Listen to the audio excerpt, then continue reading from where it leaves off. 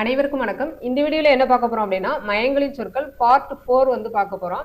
இந்த வீடியோனுடைய சிறப்பே என்ன அப்படின்னா ஒரு சொல்லுக்கு 10 பொருள், அது எத்தனை பொருள் இருந்தாலும் நம்ம அந்த சொல்லுக்கான மூலப்பொருளை மட்டும் தெரிஞ்சுக்கிட்டோம்னா அந்த 10 பொருளையும் நம்மளால அண்டர்ஸ்டாண்ட் பண்ணிக்க முடியும்.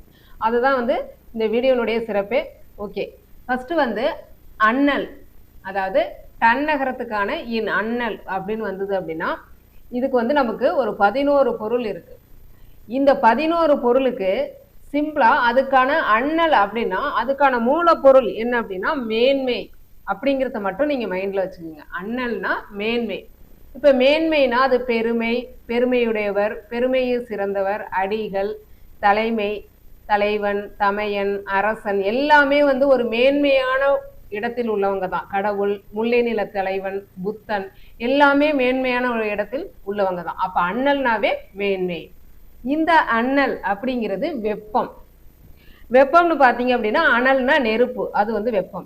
அந்த நெருப்பிலிருந்து அந்த வெப்பத்திலிருந்து வரக்கூடிய புகை. ஓகேவா?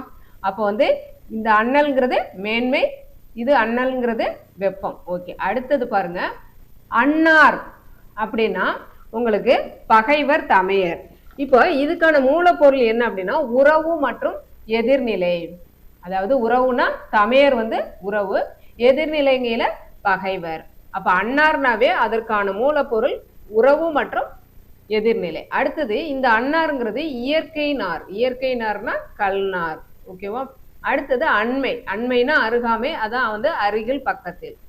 இந்த அண்மைங்கிறது என்ன அப்படின்னா இன்மை அப்படிங்கிறது பொருள். இன்மை அல்லது தீயவை. அண்மைனா இன்மை, அதாவது அல்லாமை, தீமை. ஓகேவா?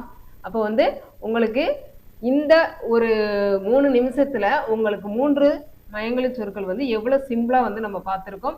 உங்களுக்கு வீடியோஸ் எல்லாம் பிடிச்சிருந்துச்சுன்னா லைக் போட்டு உங்களுடைய ஃப்ரெண்ட்ஸுக்கு வந்து ஷேர் பண்ணி விடுங்க. நன்றி. நெக்ஸ்ட் வீடியோல பார்க்கலாம்.